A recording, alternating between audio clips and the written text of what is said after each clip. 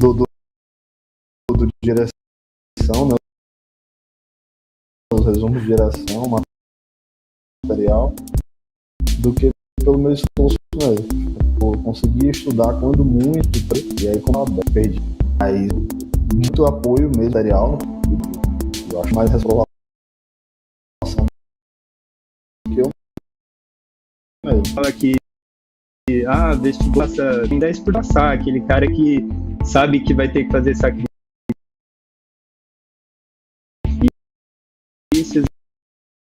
e faz o sacrifício de a recompensa. Eu tive que cancelar muito jantar para ficar, tive que jogo, que eu gosto muito de futebol, acompanhar as aulas noturnas do direção ao vivo. Então, o passo é você realmente quer tudo que precisa ser feito. O resto precisa ser feito, a direção vai te dar você só precisar de mesmo. FF não fez um necessário para o cargo específico, muita repetição de material. Eu acho que o fato de direção ser direto ao ponto, ter um material mais enxuto, e as videoaulas também, né? Pessoal, toda aula que tiver do José Maria, na verdade, qualquer professor daqui da direção, qualquer professor que você sentar e assistir a aula, você não vai ter problema. Igor Sintra, professor de contabilidade, o Eric, direito administrativo, Natália Masson, em constitucional, pode assistir a aula de qualquer professor que você vai estar em ótimas mãos. E eu sempre tive, assim, grande dificuldade de compreensão de certas matérias, né? E aí, quando eu conversei com o pessoal que estava me orientando, eles disseram assim, não, você não precisa de um material ser alto, porque tu não tem muito tempo, e tem que ser algo específico pra gente não ficar perdendo tempo com coisas que não são necessárias pro teu concurso por enquanto. Quando eu comecei a ler o material do direção, eu percebi que era aquilo que eu precisava, sabe, pro concurso de técnico. E eu fui adquirindo segurança nisso. No final ali, como eu não tinha conseguido ler, não conseguido finalizar muito as leis, eles começaram a passar pontos específicos dos PDFs do direção para mim ler, que era matéria que eu podia ficar sem. E isso fez a grande diferença, assim, porque a gente conseguiu cercar a banca, as matérias que eles foram mais, eles se aprofundaram mais nas questões, eu consegui acertar também. E aí eu vi que a minha falha era raciocínio lógico e eu tinha que, além de fazer questões, assistir as aulas. Então, como a aula do Arthur Lira, e eu era bem dinâmico, ele conseguia fazer com que eu acertasse as questões, que eu conseguisse desenvolver raciocínio, entender. Foi essencial as questões, mas eu sei que eu errei só uma, assim. E faz a diferença. A gente sabe que uma questão hoje no concurso, ela faz uma grande diferença, né? E foi... Nossa, esse raciocínio lógico eu nunca tive. Acho que então a prova ela tinha 36 questões de informática, eu fiz 32, né? Eu errei 2 questões ali só, que assim, errei discordando, assim, que o pessoal foram questões polêmicas, né? Mas o resto deu tudo certo, então foi muito legal. O professor Arthur Lima também, eu gostava bastante também do jeito que ele explicava ali os exercícios. Não é aquele professor que fala, vai lá e vai jogando, ele faz a pontinha ali no quadro, mesmo que seja uma continha demais, ele monta ali a continha, faz, então assim, praticamente pega na mão do aluno. Outra coisa que me ajudou, principalmente porque eu sou de matemática, foram as aulas de português do professor Zé Maria, né? Que, além das videoaulas, os PDFs também, mas o fato de... Isso tem todos também, né? O teste de direção também, isso ajuda muito. Você tem as aulas e logo em seguida você já pode medir ali como você está com questões inéditas, alguns professores colocam questões inéditas, e as antigas também, mas no geral, assim, eu acho que ser objetivo ali, você precisa estudar aquilo e pronto, né? Não a mais nem não. Eu utilizei assim, bastante materiais, principalmente constitucional e administrativo, né? A professora Natália Mação, ela é espetacular, né? Acho que é a melhor professora de constitucional que no mercado atualmente. O professor Érico também é maravilhoso, o material dele. Eu gosto bastante também da do sistema de questões, já está dentro do PDF ali, resolver, já entra para sua estatística ali. Então, aí nessa... Foi um aspecto que me ajudou, que foi um aspecto de talvez emocional mesmo, sabe, de proximidade, né? Eu já conhecia, né, de outros carnavais, né, professores, você e os colegas, né? E na época que eu bombei no TCDF, que eu comecei a abrir minha cabeça, eu comecei a ver que ela estava fazendo uma série de entrevistas com o pessoal do TCU.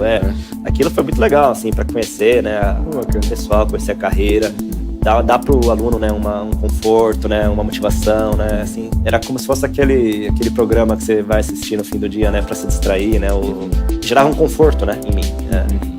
E depois, com a Turma das Feras, eu tive um contato maior, né, muito grande com o material técnico mesmo, e a qualidade, assim, era muito, muito grande, a estrutura que vocês fizeram com o cronograma, né, isso é legal pro aluno ter planejamento, né, então, assim, foi um material muito curado, né? Tem uma curadoria muito grande, né? Acho que primeiro de tudo é a qualidade dos profissionais. Os professores são muito comprometidos com uma qualidade de ensino alta. Sinto que são pessoas que estão ali de coração, comprometidas com o ensino de alta qualidade. Então acho que é o ponto número 1, assim, ter essa confiança que aquilo ali é um profissional, não está ali só para fazer uma aula. Bom, o material de direção no geral ele é muito completo, mano. E ele tem um nível de profundidade realmente adequado. Quase tudo ali estava presente, o que caiu na prova estava presente no material. Ele é bem amplo e ele é bem explicado, né? Então, no geral, é um material excelente. E ainda tem todas as outras coisas secundárias do direção, né? Que são as videoaulas também, que os professores são muito didáticos. Além disso, os professores são muito acessíveis também. Sempre quando eu precisava tirar uma dúvida, eu conseguia rapidamente descobrir o que eu estava querendo saber. E também os simulados excepcionais, os simulados de direção são excepcionais, eles... Eu ficava até ansioso para fazer o simulado de direção do TCU, que eu sabia que são um grande ganho de conhecimento, uma ótima revisão. Então, no geral, direção, curso excelente, recomendo bastante. Eu reprovei no TCDF, né? Tirei antes possível corrigida. Eu já estava sentindo que era tal, né? E aí, quando saiu mesmo esse resultado, eu pensei, não, vou ali para direção, porque eu sentia que outros materiais, às vezes, eram um pouco sucintos, às vezes eram um pouco organizados mesmo, assim, direção, assim, limpo e seco mesmo, assim, tem o que importa, bem diagramado, bem direcionado, e como eu até mencionei, já os próprios resumos direcionados para mim são um diferencial absurdo. Inclusive, até aproveitando o momento de falar dos resumos direcionados, o meu estudo para as discursivas, né, na segunda fase, foi muito de treino, claro, de discursiva, né, de pegar temas, né, e treinar a munheca mesmo. Mas principalmente em termos de teoria foram os resumos direcionados, né? Eu saí abrindo todos os PDFs de direção, salvando como PDF só o resumo direcionado, fiz um compiladão de resumos para cada matéria e, cara, tipo, foi o resumo direcionado, assim.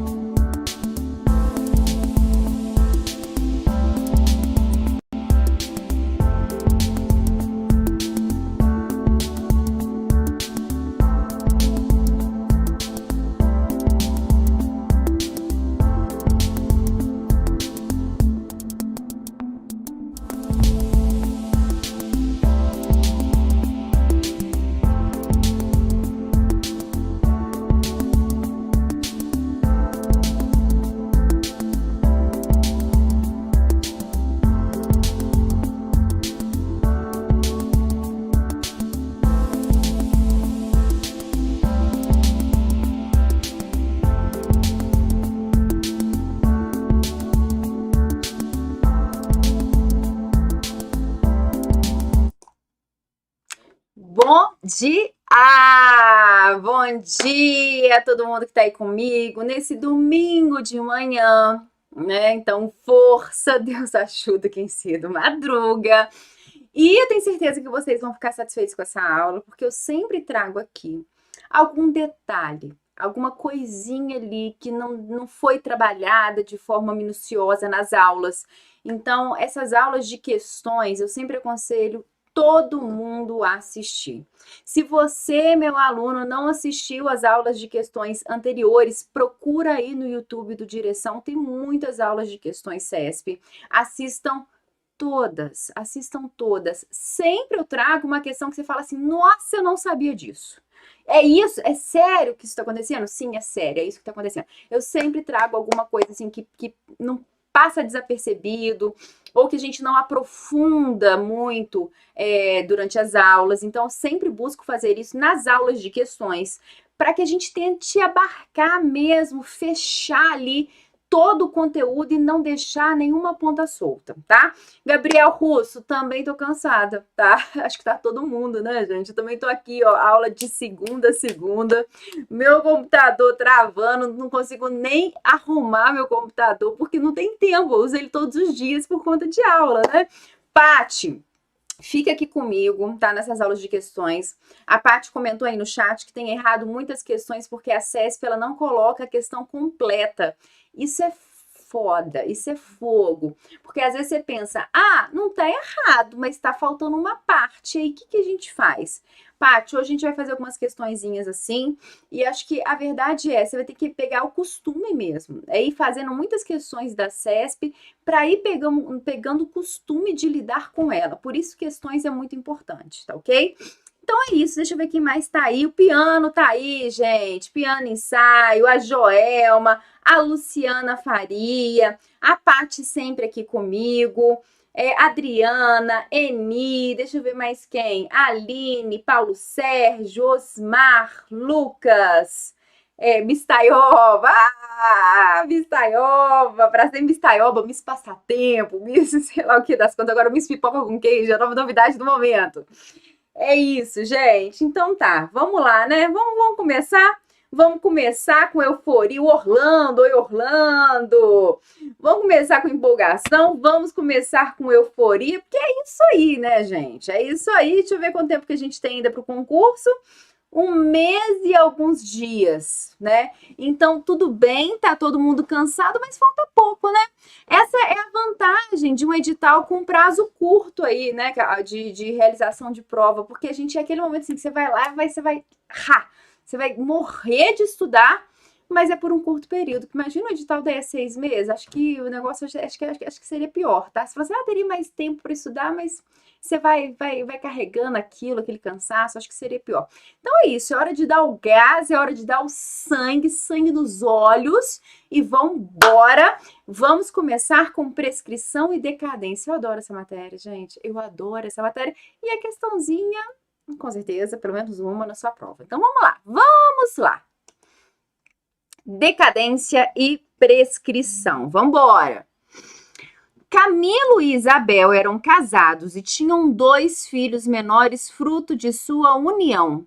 No dia 15 de agosto de 2020, Camilo cometeu feminicídio contra Isabel, que era segurada do INSS. Após o devido processo penal, Camilo foi condenado definitivamente à pena de 12 anos de reclusão. Nossa, então ele pronto matou a esposa, né, gente? E foi condenado a 12 anos de reclusão. Considerando essa situação hipotética, o direito positivo e a jurisprudência aplicada ao Superior Tribunal de Justiça assinale a opção correta. Você fala assim, gente, o que isso tem a ver com direito previdenciário? Vamos ver, né? Então, o marido pronto matou a esposa e agora vamos ver o que eles querem saber da gente. Questãozinha de 2021. Letra A. A autarquia previdenciária poderá ajuizar ação regressiva para cobrar de Camilo ressarcimento das despesas com o pagamento da pensão por morte aos dependentes da segurada, desde que observado o prazo prescricional de 5 anos contados da data da morte de Isabel. O que acontece, pessoal? A questão está querendo saber, o seguinte: o INSS está sendo obrigado a pagar uma pensão por morte para os filhos de Isabel porque o marido, Camilo, pronto, matou. A culpa de estar pagando essa pensão por morte é de quem? É do raio do Camilo que matou a esposa. Se ele não tivesse matado a esposa, o INSS não estaria gastando aí com pensão por morte para essas crianças, certo? Então a culpa é do Camilo. A culpa é dele. Então ele não só é culpado por tudo na vida dessas crianças, como é culpado perante o INSS de ter gerado esse direito à pensão por morte. Beleza. Então olha só. Nesse caso, pode o INSS entrar com uma ação regressiva contra Camilo e cobrar dele esses valores pagos a título de pensão por morte? Sim, fofoca bomba. Você sabia disso, gente? Fofoca bomba. Pronto, comecei já na fofoca. Fofoca bomba. Você sabia que o INSS pode entrar com ação regressiva e cobrar o valor dos benefícios concedidos em virtude do crime cometido? Sim, está lá na Lei 8.213, tá? É possível sim. Mas qual que é o prazo que o INSS tem para entrar com essa ação judicial e cobrar do Camilo? 5 anos. 5 anos, tá? Por que 5 anos, gente? Por que o INSS tem esse prazo de 5 anos para entrar com essa ação judicial? Nesse caso específico, nós temos uma jurisprudência que utiliza o Decreto Geral da Administração Pública, que é o Decreto 20.910. Então, nesse caso específico do feminicídio, é 5 anos, tá? O prazo para o INSS entrar na justiça com a ação regressiva contra o Camilo vai ser de 5 anos, porque utiliza o prazo da administração pública como um todo. Esse prazo prescricional, na verdade, esse prazo, né, que a gente está falando aqui de 5 anos, ele não tem tanta chance de cair assim, não, porque ele está previsto em outro decreto, que é o 20.910, é um pouquinho mais profundo para vocês, tá? Mas eu pronto contei, porque eu sempre brinco que não quero ser apedrejada no dia seguinte, a data da prova. Agora, saber que o INSS pode entrar com uma ação regressiva contra o indivíduo que cometeu o feminicídio, gerou direito a benefícios previdenciários, isso aí você tem que saber. Tá ok? A letra A não está correta porque não conta do óbito, conta da concessão do benefício. Então, vamos continuar. Letra B. A autarquia previdenciária poderá ajuizar ação regressiva para cobrar de Camilo ressarcimento das despesas com o pagamento da pensão por morte aos dependentes do segurado, desde que observado o prazo prescricional de 5 anos, contados da concessão do benefício. Questão correta, prazo prescricional de 5 anos, contados da concessão do benefício, gabarito letra B.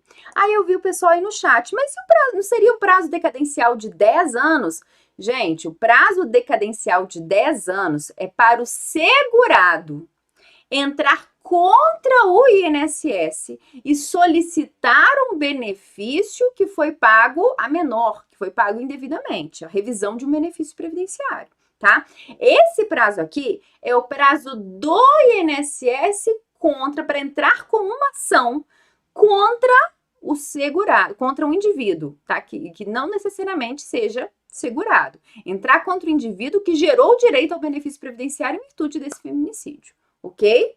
Então vamos lá, isso aqui é muito importante, detalhe importante que está lá na legislação previdenciária. Letra C.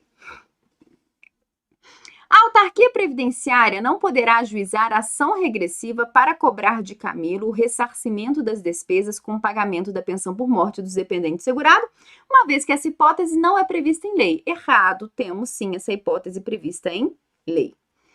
Letra D. A autarquia previdenciária poderá ajuizar ação regressiva para cobrar de Camilo o ressarcimento das despesas com pagamento da pensão por morte aos dependentes da segurada, desde que observado o prazo prescricional de 10 anos?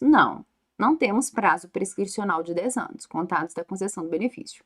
Letra E. A autarquia previdenciária não poderá ajuizar ação regressiva para cobrar Camilo ressarcimento das despesas com pagamento da pensão por morte dos dependentes da segurada, uma vez que a concessão de benefício previdenciário não pode ser considerada como um dano sofrido pela entidade previdenciária. Erradíssimo.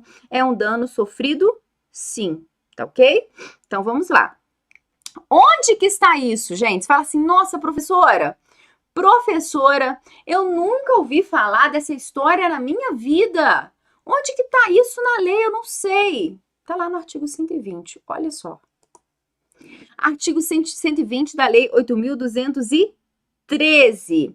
A Previdência Social ajuizará ação regressiva contra os responsáveis nos casos de: primeiro, negligência quanto às normas de padrão de segurança e higiene do trabalho indicadas para a proteção individual e coletiva. Segundo, violência doméstica e familiar contra a mulher, nos termos da Lei 11.340. Então, muito importante, vamos lá. Essa ação regressiva do INSS contra um indivíduo vai ocorrer em duas situações. Primeiro, quando a empresa não observar as normas técnicas de segurança do trabalho. Por exemplo, a empresa não está adotando o EPI correto, equipamento de proteção individual correto, ou não está fornecendo o equipamento de proteção individual correto. Pronto, seu empregado se acidentou, um moço passatempo recheado, soterrado, perdeu as duas pernas, pronto. No caso dele, ele nunca mais vai conseguir trabalhar na vida. Ou então, pronto, caiu de um andaime porque não tinha o cinto certo, estava sem capacete, estava sem nada, sem os equipamentos corretos. Caiu do andaime, ficou paraplégico, vai precisar da aposentadoria por incapacidade permanente. O INSS vai lá conceder aposentadoria por incapacidade permanente, não tem nem que cumprir carência, quem vai pagar somos nós, princípio da solidariedade. Beleza, mas o que o INSS pode fazer? Entrar com uma ação de regresso contra aquela empresa que não atuou da forma devida perante as normas de segurança do trabalho. Notem que essa ação de regresso do INSS contra a empresa ou contra a pessoa que cometeu feminicídio ou violência contra a mulher não é só no caso de pensão, de gerar pensão por morte. É no caso, por exemplo, quando o indivíduo que não usou o EPI correto fica inválido e tem direito à aposentadoria por incapacidade permanente. Ou então, quando ele vai se afastar por acidente do trabalho e ter direito a um auxílio doença acidentário. Ou então, quando a mulher ela ela sofre, em virtude da violência doméstica, ela sofre uma incapacidade permanente e vai ter direito à aposentadoria por incapacidade permanente. Então, assim, sempre que uma dessas duas ações gerar o direito a um benefício previdenciário, o INSS pode entrar com uma ação de regresso contra esses indivíduos, ou contra a empresa que não atuou da forma devida em relação às normas de segurança do trabalho, ou contra o indivíduo que cometeu um crime contra a mulher, uma violência doméstica contra a mulher, nos termos lá da Lei Maria da Penha. Tá ok? Então, são duas hipóteses de ação de regresso, que os procuradores do INSS vão ingressar contra esses indivíduos, tá certo?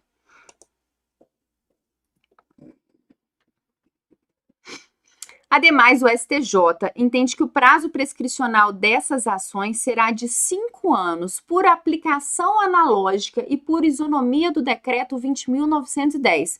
Logo, quando a demanda indenizatória for ajuizada pelo ente estatal, autarquia previdenciária, contra o particular, o prazo prescricional também deverá ser o mesmo, ou seja, de 5 anos. Então, vocês vão completar no caderno de vocês, lá no estudo de prescrição e decadência, e colocar o seguinte: ação do INSS contra o particular. Ação indenizatória do INSS contra o particular. Prazo, 5 anos. Beleza? Prazo prescricional. 5 anos. Completem lá no resuminho de vocês. Isso aqui, como eu disse, é um pouquinho mais profundo, decorre de jurisprudência. Ah, professora, jurisprudência pode cair na minha prova? Não sei. Tudo pode acontecer na sua vida. Pronto, te contei. Anota aí. Se for espertinho, você pega a nota. Tá ok? Agora, a previsão do artigo 120, com certeza absoluta, pode cair na sua prova. 2. Luísa é segurada da Previdência Social na categoria de empregada e é beneficiária de auxílio acidente. Ou seja, o que aconteceu na vida de Luísa para ela ter direito ao auxílio acidente? Acidente de qualquer natureza, sequela permanente já consolidada e redução da capacidade para o trabalho. Ou seja, 3 situações, 3 hipóteses, 3 itens aí tem que ser cumpridos para a pessoa receber auxílio acidente. No ano de 2015, a atingir a idade mínima para aposentadoria, ela requereu o benefício ao INSS e, em razão do indeferimento, ajuizou nesse mesmo ano ação previdenciária. Na instrução processual, ficou comprovado que alguns períodos de contribuição constantes no sistema do INSS eram falsos, tendo sido dolosamente inseridos no sistema, de forma indevida, para que Luísa obtivesse a vantagem de majoração do tempo de contribuição. Tendo como referência a situação hipotética, julgue o item a seguir. Paty, deixa eu te contar uma história.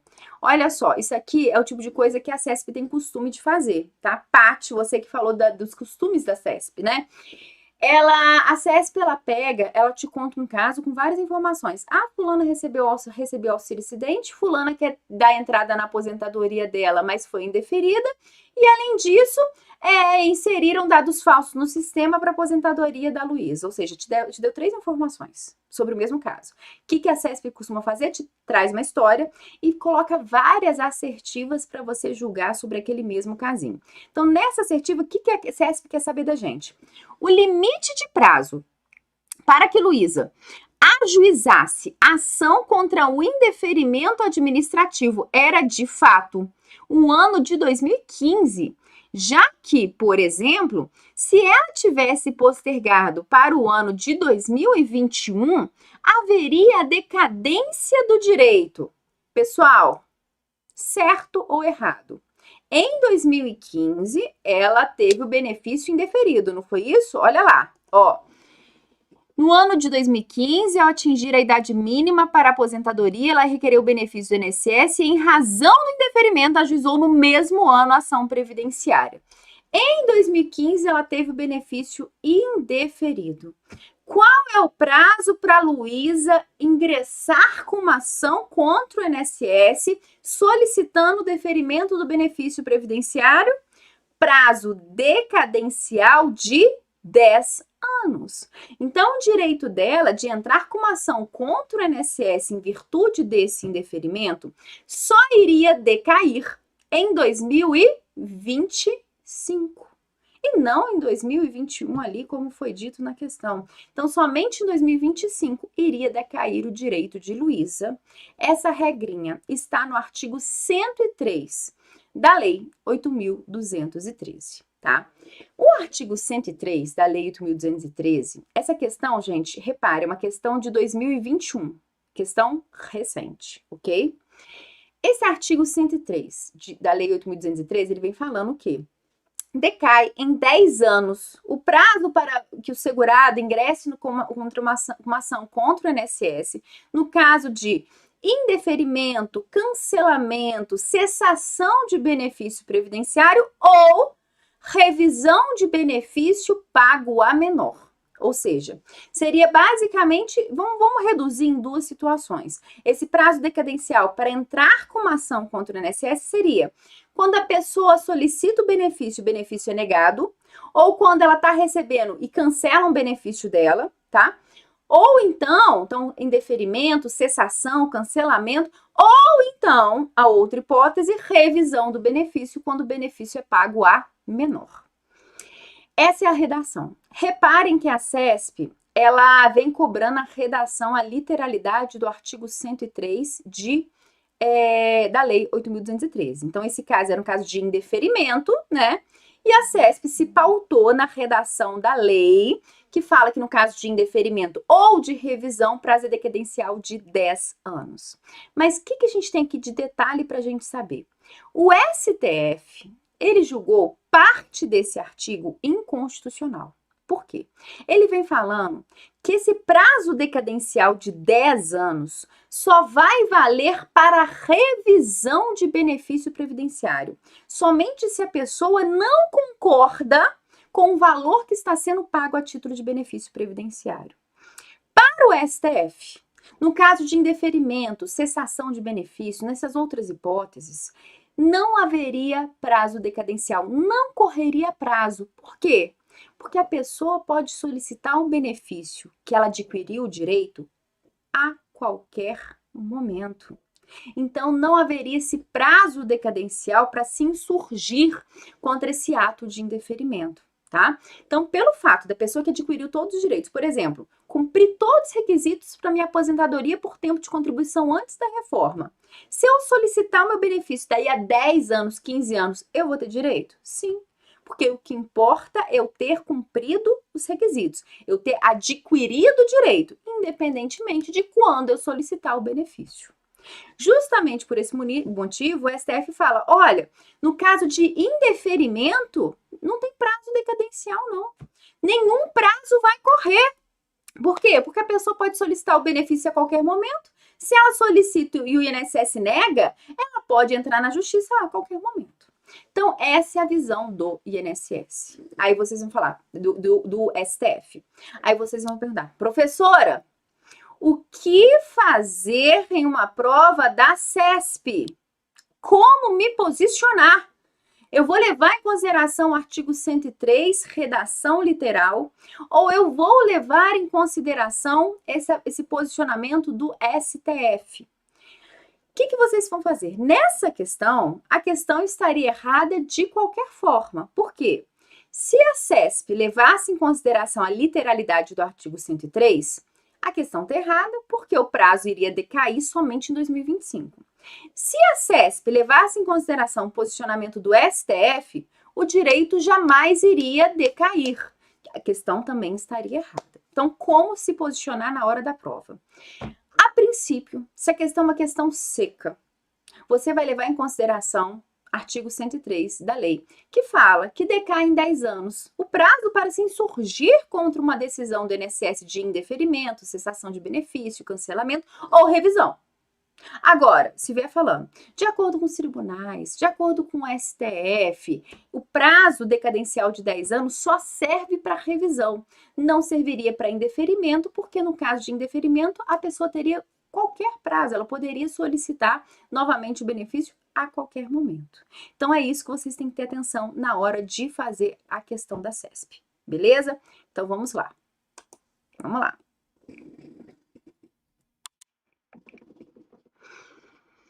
Então, gabarito errado. Esse aqui é um resuminho, gente, para vocês printarem. 1, 2, 3 e já valendo, tá? 1, 2, 3 e já valendo. Decadência no custeio.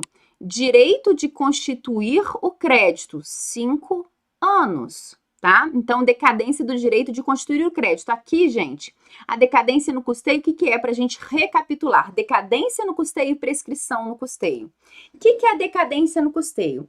É o prazo para a Receita Federal verificar aquela existência do débito, ou seja, do crédito, né?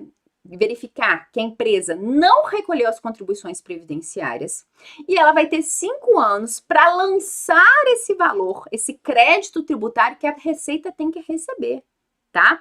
Então, a Receita Federal verificou que a empresa não pagou a contribuição previdenciária, ela tem um prazo de 5 anos para lançar o crédito tributário. Como que ela lança o crédito tributário? Lavra um auto de infração, comunica a empresa que ela está devendo, inicia um processo administrativo que vai gerar o lançamento. Terminou o processo administrativo. A empresa não pagou, mesmo notificada, a empresa não pagou, o que a Receita Federal pode fazer? Ajuizar uma ação cobrando esse valor da contribuição previdenciária. Qual que é o prazo aqui? Prescricional, de 5 anos. Então, em relação ao pagamento das contribuições previdenciárias, ao custeio, temos o prazo decadencial de 5 anos e o prazo prescricional de 5 anos. Ou seja, a Receita Federal verificou que a empresa não pagou, ela tem o prazo decadencial de 5 anos para constituir o crédito, para efetuar o lançamento, ok? Lavra o auto de infração, inicia o processo administrativo, constitui crédito. Achou, então, um valor X, que a empresa tem que pagar um valor X. A empresa não pagou. A partir daí, começa a correr o prazo prescricional de 5 anos. Onde estão esses prazos decadencial de 5 anos e prescricional de 5 anos no custeio? Código Tributário Nacional. Não é a legislação previdenciária que regulamenta, é o Código Tributário Nacional, tá ok? Decadência do benefício, que é o que eu contei para vocês, revisão do ato de concessão do benefício ou anular ato administrativo, 10 anos. Porque é o seguinte, gente, Caso o INSS conceda indevidamente um benefício previdenciário, às vezes a pessoa não tinha direito ao benefício, o INSS concedeu, sem querer, por um erro do sistema ou um erro do servidor. O INSS pode anular o seu próprio ato no prazo decadencial de 10 anos, salvo se o indivíduo tiver de má fé. Se o indivíduo tiver de má fé, pode anular a qualquer momento. Por exemplo, foi inserido dados falsos no sistema para conceder a aposentadoria da pessoa. É? Então o INSS pode anular essa aposentadoria a qualquer momento, porque o indivíduo estava de má fé. Beleza? Então, se a pessoa entra na justiça contra o INSS solicitando o pagamento de um benefício previdenciário, o prazo para ingressar na justiça, 10 anos. Mas ela vai ter direito a quanto de atrasado? 5 anos. Prescreve em 5 anos as parcelas vencidas. Tá ok? Então ela está 7 anos recebendo um benefício previdenciário a menor. E hoje resolveu entrar na justiça. 7 anos ela está dentro do prazo decadencial para entrar na justiça? Sim. Mas ela vai ter direito a quantas parcelas vencidas? Somente dos últimos 5 anos. As dos outros 2 anos, prescreveu. Ok? Então é isso, gente. Sobre prescrição e decadência, um pequeno resuminho para vocês. Tá ok? Então vamos lá. Então, decadência do custeio, 5 anos. Prescrição do custeio, 5 anos. Decadência, revisão do ato de concessão do benefício ou anular ato administrativo, 10 anos. E prescrição dos benefícios, ação para receber prestação vencidas ou restituídas, 5 anos. Aí o pessoal tá perguntando no chat, professora, e se a pessoa não entra com a ação na justiça para rever seu benefício dentro do prazo de 10 anos? Pronto, se lascou, ela vai continuar recebendo aquele benefício a menor o resto da vida, porque ela não se insurgiu no momento correto, que é no prazo decadencial de 10 anos. Professora, e se o INSS, por um erro do sistema, concede um benefício previdenciário a uma pessoa que não tem direito? Beleza, uma pessoa de boa fé que não tem direito. Passou 10 anos, o INSS não se ligou nisso. Ou então ele se ligou, mas não agiu. Né? Ele teve ciência do fato, do ato, mas ele não atuou, ele não fez nada em 10 anos. E aí, já era, essa pessoa se deu bem, porque o INSS não vai poder fazer nada, porque ultrapassou o prazo, tá? Então, prazo decadencial e prescricional são prazos de limitação de atuação. A pessoa não pode ficar inerte em casa, boiando, assistindo seriados com pipoca com queijo e não agir, tá? Então, são prazos que limitam a atuação tanto do INSS, autarquia previdenciária, quanto do segurado, ok? Então, vamos continuar. Pronto, revisãozinha aí de prescrição e decadência. Artigo 103. O prazo de decadência do direito e da ação do segurado ou beneficiário para revisão do ato de concessão, indeferimento, cancelamento ou cessação de benefício e do ato de deferimento, indeferimento ou não concessão de revisão do benefício é de 10 anos. 10 anos, tá ok? STF, que decidiu, o prazo prescricional do artigo 103 apenas se aplica nas hipóteses de revisão do ato de concessão, de modo que o maior prejuízo que o segurado pode ter é o de receber, por exemplo, um valor inferior ao devido, ok? Próxima questãozinha. Acerca da prestação previdenciária e de princípios da Seguridade Social e de seu custeio, julgue o item que se segue. Não é aplicado prazo decadencial de 10 anos para concessão inicial de benefício previdenciário. Pessoal, não é aplicado prazo decadencial de 10 anos para concessão inicial de benefício previdenciário. Para você que tem o costume de fazer questões da CESP, tá? Em casa, eu sempre aconselho, faça em um site específico de questões, tá? Ao invés de ficar pegando provas antigas, sendo a trabalheira, vá no site, pega um dia, faz só questão de prescrição e decadência. Se você fizer isso, tirar um dia para fazer todas as questões de prescrição e decadência, você vai ver que essa questão aí de 2021, de Tribunal de Contas do Distrito Federal, é uma questão clássica, que a CESP cobra do mesmo jeito. Ela não muda nem as palavras, ela copia e cola. Deve ter umas 5 questões iguais a essa, tá ok? Então, olha a importância de fazer a questão. O que a CESP está falando? não corre prazo decadencial para concessão inicial de benefício previdenciário. Foi o que eu falei com vocês, tá? Imagine uma pessoa que tenha direito a uma pensão por morte, tá? O marido pronto morreu. Uma pessoa tá vivendo a vida, tá chorando, tá lamentando, tá deprimida, esqueceu de pedir a pensão por morte, gente. Esqueceu, porque eu tinha dinheiro. Que lá era assim, dá pra comprar umas roupinhas pra ela. Não preocupou com a pensão por morte. O tempo foi passando, a inflação foi subindo, o dinheiro foi apertando, até que ela falou, opa, eu não solicitei minha pensão por morte. E aí, gente, posso, depois de 15 anos, solicitar minha pensão por morte que eu tenho direito? Sim. Se no momento do óbito seria gerado o direito à pensão por morte, porque o indivíduo era segurado, recolheu as contribuições, tudo bonitinho, tudo direitinho, e a esposa teria direito à pensão por morte, depois de 15 anos, se ela solicitar o benefício previdenciário, ela vai ter direito à pensão por morte? Sim. Corre prazo decadencial? Não. Piano ensaio, reparei aqui que ele me fez uma pergunta. Professora, a pessoa consegue receber retroativo? Não, aí não dá. Aí não tem jeito de receber retroativo, não. Por quê? Porque a legislação, a Lei 8.213, quando fala de pensão por morte, fala o seguinte: regra geral, a pessoa, se ela solicita a pensão por morte em até 90 dias a contar do óbito, retroage a data do óbito. Agora, se ela espera mais de 90 dias para solicitar o benefício, conta-se a partir do requerimento. Então, nesse caso, que a pessoa esperou 15 anos para solicitar a pensão por morte, ela vai ter direito, mas só dali para frente, porque vai contar do requerimento. Beleza? Então, questãozinha, gente, que essa aqui você tem obrigação na sua vida de acertar, porque é repetitiva, tá? Então, questão correta, ok?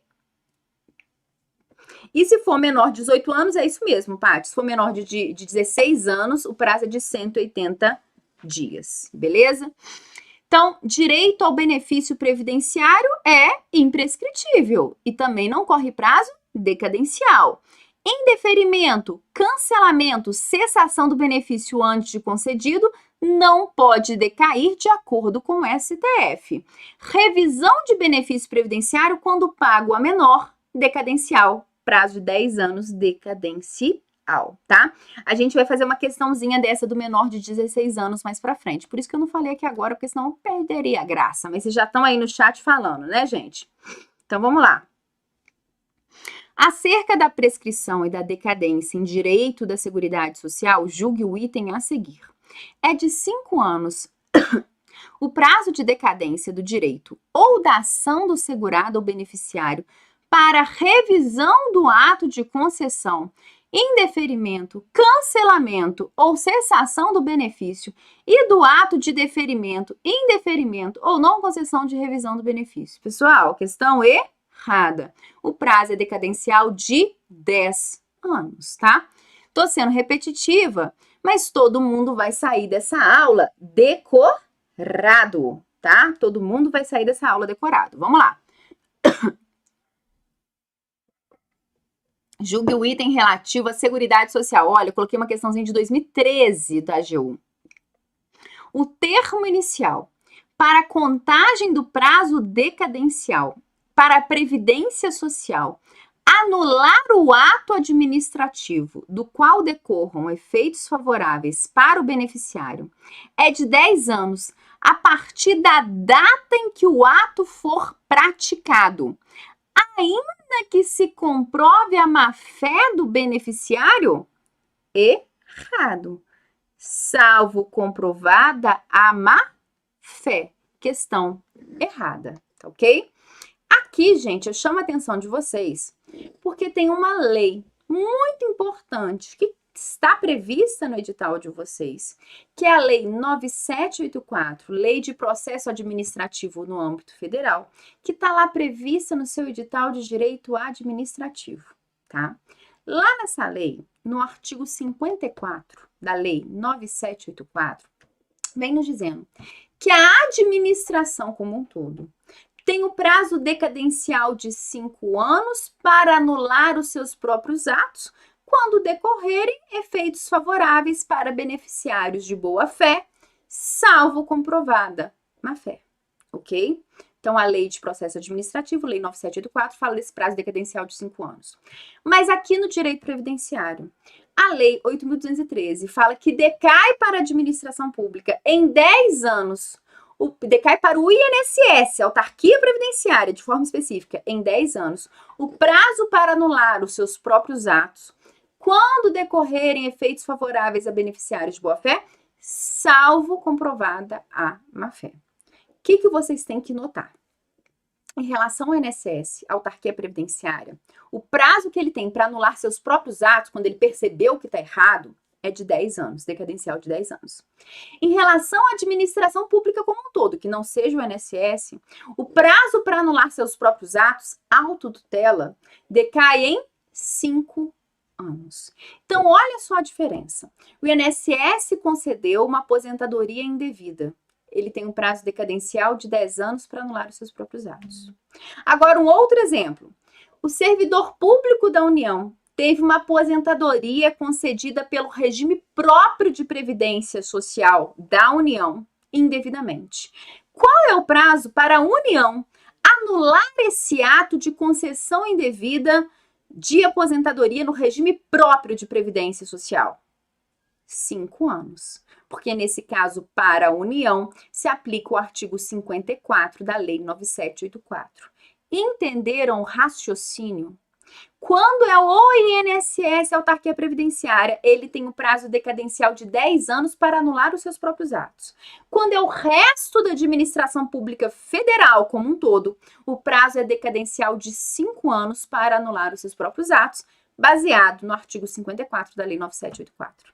Ok? Essa questão, CESP cobra, CESP pergunta dentro de Direito Previdenciário, Lei 9784. Pronto, já contei para vocês. E vocês têm sorte que é professora aqui de Previdenciário e Administrativo, tudo ao mesmo tempo. Tá ok? Então, vamos lá. Maria solicitou a Previdência Social auxílio acidente, não decorrente de acidente do trabalho. Mas seu pedido foi indeferido, sob o fundamento de que ela não teria cumprido o tempo de carência legalmente estabelecido. Então, ela pediu auxílio acidente e foi indeferido porque ela não cumpriu a carência. 6 anos depois do pedido, ela ingressou com uma ação previdenciária para o recebimento do referido benefício. Antes de ler a assertiva, o que a gente já pode falar sobre a questão? Você já bateu o olho, você está lendo lá na sua prova, o que você vai anotar na questão? Você vai anotando. Você lê, você já vai rabiscando e anotando quais foram as suas impressões. Então, olha só. A moça, ela queria ter direito ao auxílio acidente. O que é o auxílio acidente? É quando ocorre um acidente de qualquer natureza, sequela já consolidada e redução da capacidade laboral. É o exemplo clássico do moço da empilhadeira soterrado por passatempos recheados, né? Acidente de qualquer natureza, sequela permanente, pronto, perdeu as 2 pernas e redução da capacidade laboral. Ele não vai conseguir mais trabalhar na empilhadeira. Beleza. Pergunto a vocês, gente, auxílio acidente tem carência? Não, não tem carência. Por quê? Porque é um benefício de natureza acidentário. E por ser um benefício de natureza acidentário, nesse caso específico, ele vai ter natureza indenizatória. Então, para ter direito ao auxílio acidente, não tem carência. O INSS agiu corretamente? Não, agiu errado. Tá errado. Segunda observação. Depois de 6 anos, a pobre da moça, depois de 6 anos, porque o povo, gente, o povo não tem conhecimento de direito previdenciário. Essa que é a verdade da vida, infelizmente. Tinha que ser uma matéria mais divulgada, sabe? Mais explicada para as pessoas saberem os seus direitos. Então, a pobre da moça, depois de 6 anos, ela resolve entrar com uma ação na justiça pleiteando esse benefício, que não foi devido. Pergunto a vocês, ela está dentro do prazo? Sim, porque o artigo 103 fala que o prazo decadencial, no caso de indeferimento, é de 10 anos, certo? Então, ela está dentro do prazo.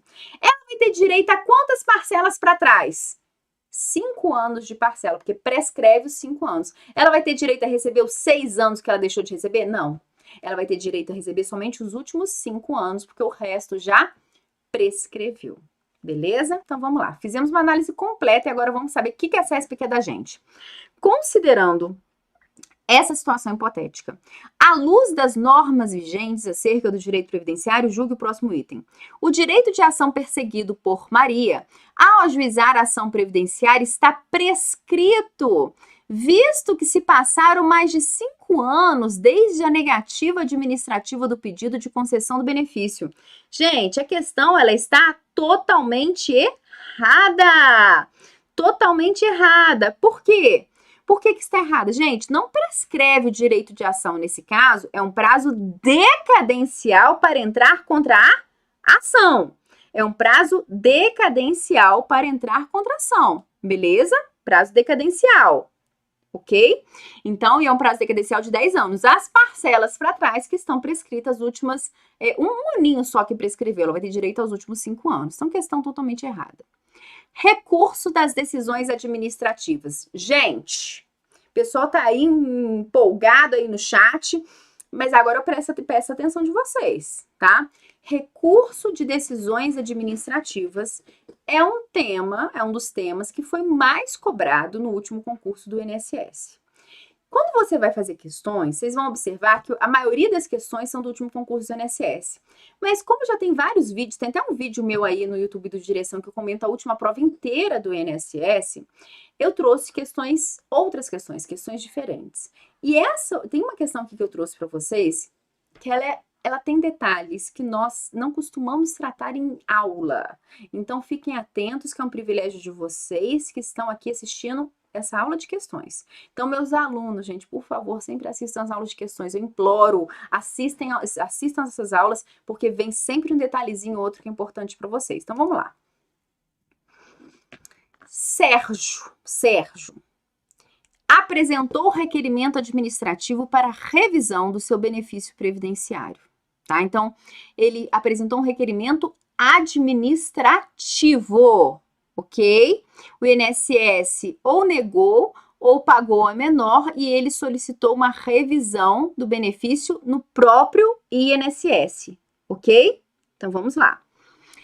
O INSS julgou improcedente a pretensão de Sérgio. Então, ele vai poder recorrer, certo?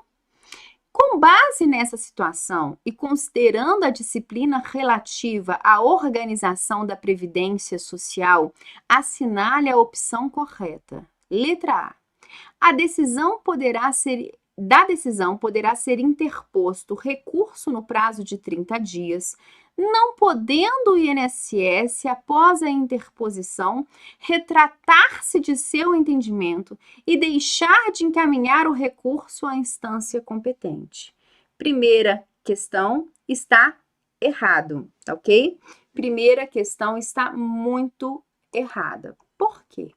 Imagine só que você solicitou um benefício previdenciário, o INSS pronto negou. Você pode recorrer dessa decisão. Antes do INSS jogar para cima, ou seja, jogar para a instância superior, ele pode rever a decisão, reconsiderar e deferir o benefício previdenciário? Pode. A letra A está incorreta, porque está nos dizendo que ele não pode reconsiderar a decisão. Então, questão errada. É possível, sim, que seja feito um juízo de reconsideração dessa decisão antes de enviar o recurso para a instância superior. Então, letra A está errada, tá ok? B.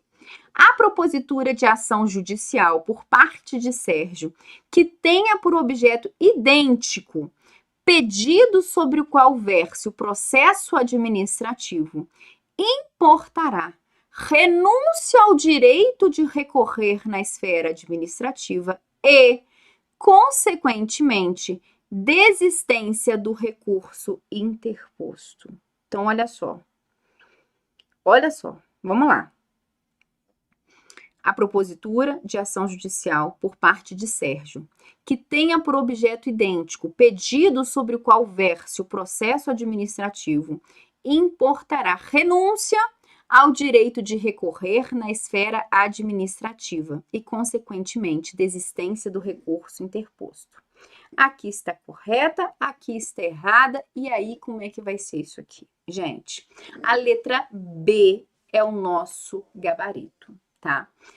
que acontece? A princípio, no geral, nada impede que uma pessoa ingresse com ação judicial e tenha procedimento administrativo rolando. Por quê?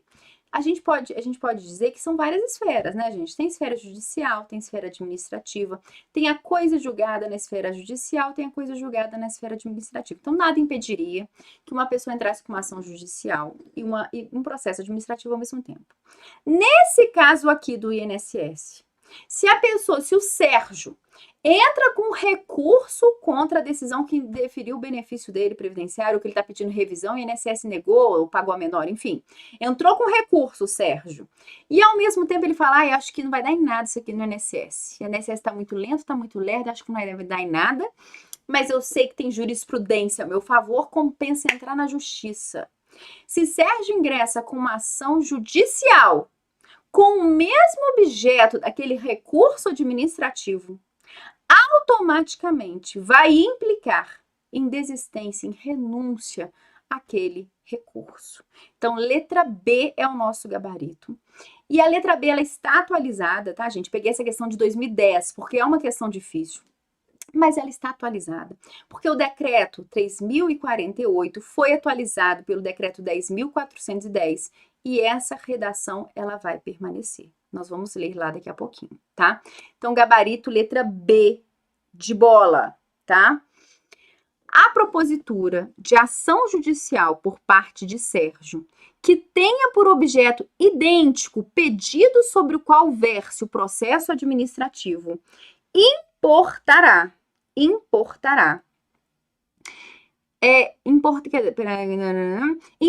renúncia ao direito de recorrer na esfera administrativa e, consequentemente, desistência do recurso.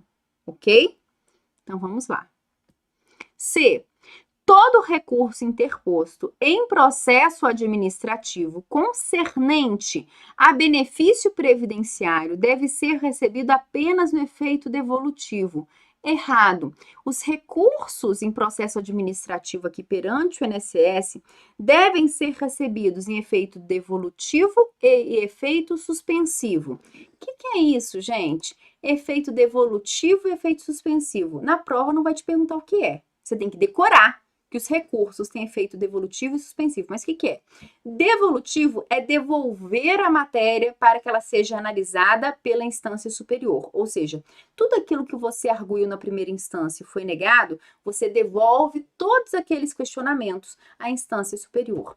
E o que é efeito suspensivo? Significa dizer que não vai ter aplicação à decisão até que termine o processo. Então, suspende, o efeito suspensivo, devolutivo e suspensivo, é porque não vai ser aplicado de imediato aquela decisão, ok?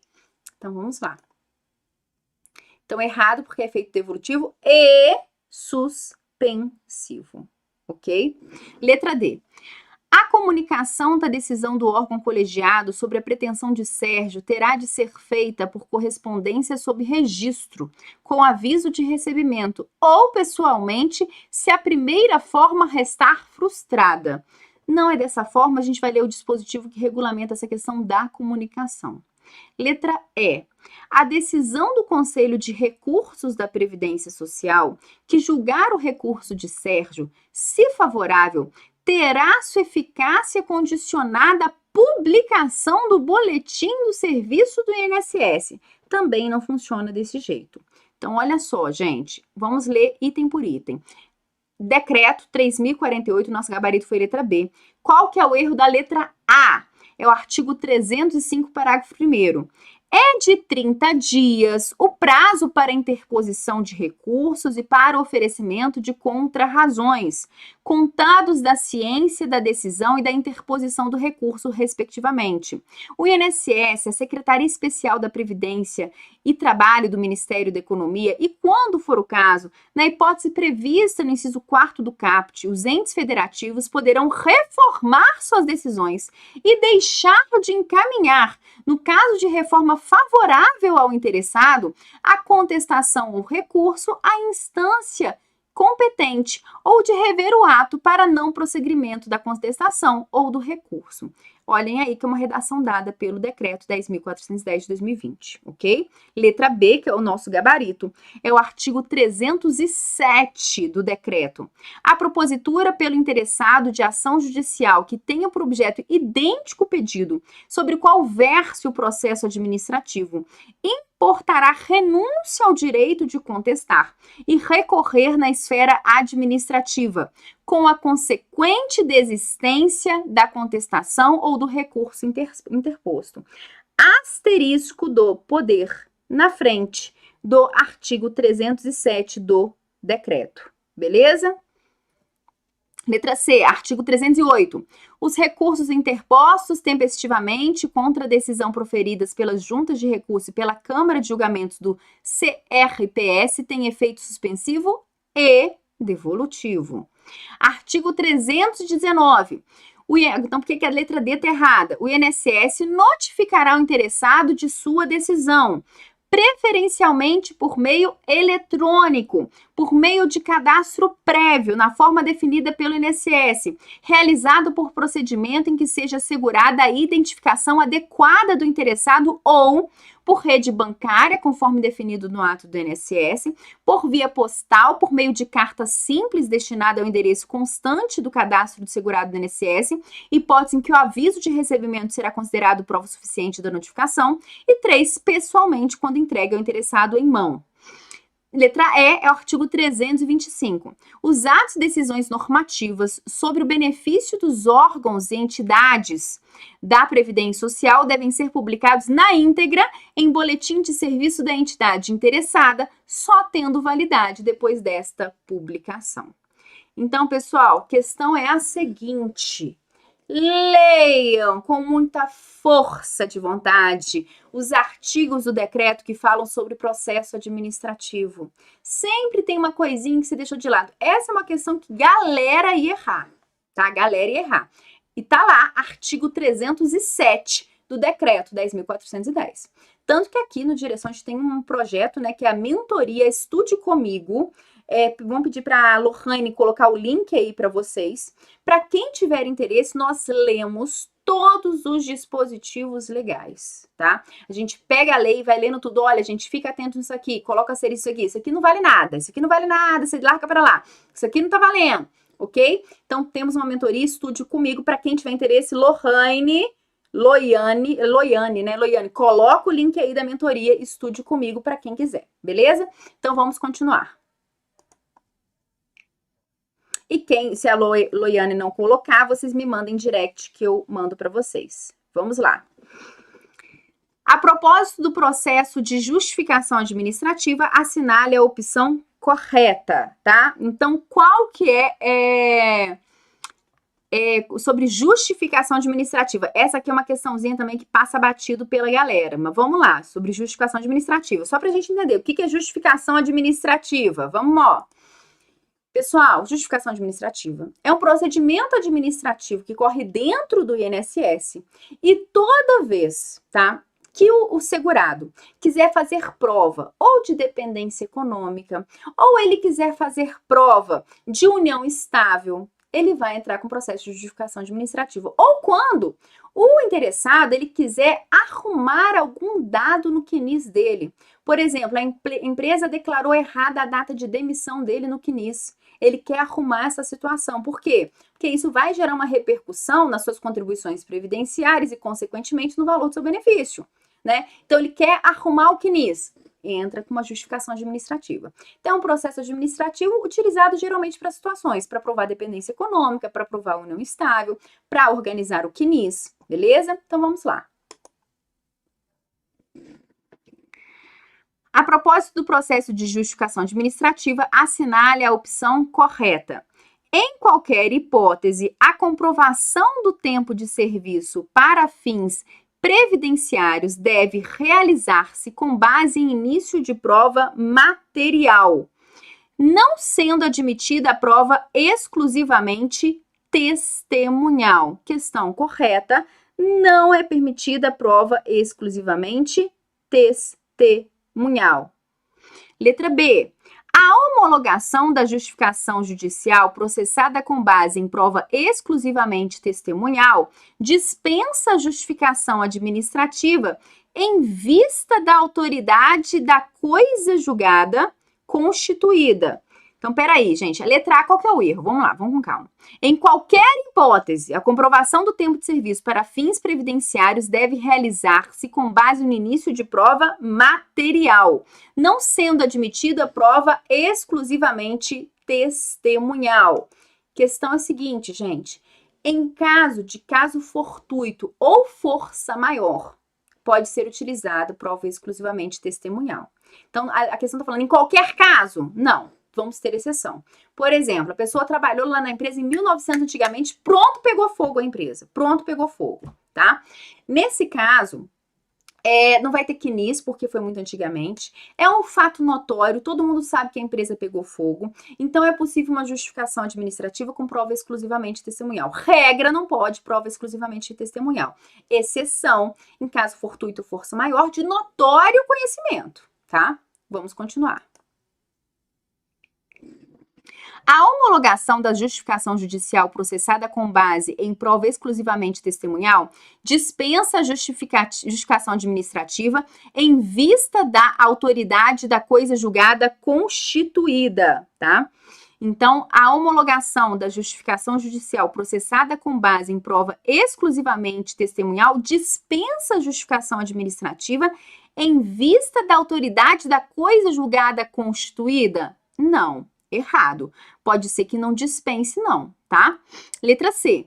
A justificação administrativa deve ser admitida ainda que o fato a comprovar dependa de registro público de casamento, de idade ou de óbito. Errado. Gente, toda vez que um fato puder ser comprovado através de um registro público, ou de casamento, ou de óbito, ou de nascimento, não tem por que ter um processo de justificação administrativa. Você vai abrir um processo de justificação administrativa para provar que você é casado? Não, você tem a certidão de casamento. Você vai abrir um processo de justificação administrativa para provar que seu marido morreu e que você quer pensão por morte? Não, você tem certidão de óbito, ok? Então, não existe, não pode ser aberto justificação administrativa quando o fato puder ser provado por um registro em um cartório. Seja de casamento, seja de óbito, seja de nascimento. Contra a decisão da autoridade competente do INSS que opinar pela eficácia ou pela ineficácia da justificação administrativa, não caberá recurso. Letra D está correto. O povo está sabendo. Vocês estão de parabéns, tá, gente? O povo está sabendo, é letra D. Sobre essa decisão do INSS não cabe recurso. Letra E.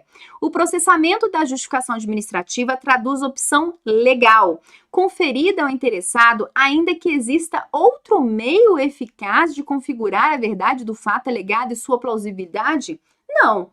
Se existir outro meio de comprovar o fato alegado, não tem por que existir justificação administrativa. Por exemplo, você quer entrar com pedido de pensão por morte e você tem uma união estável. Então, no seu próprio pedido de pensão por morte, você já vai juntar todos os documentos, tá? Você junta lá todos os documentos previstos na lei. Agora, imagine que você não tem documentação suficiente. Você tem um dos documentos exigidos, mas você não tem os outros. Aí você vai ter que entrar com justificação administrativa para provar que, de fato, você teria aquela união estável.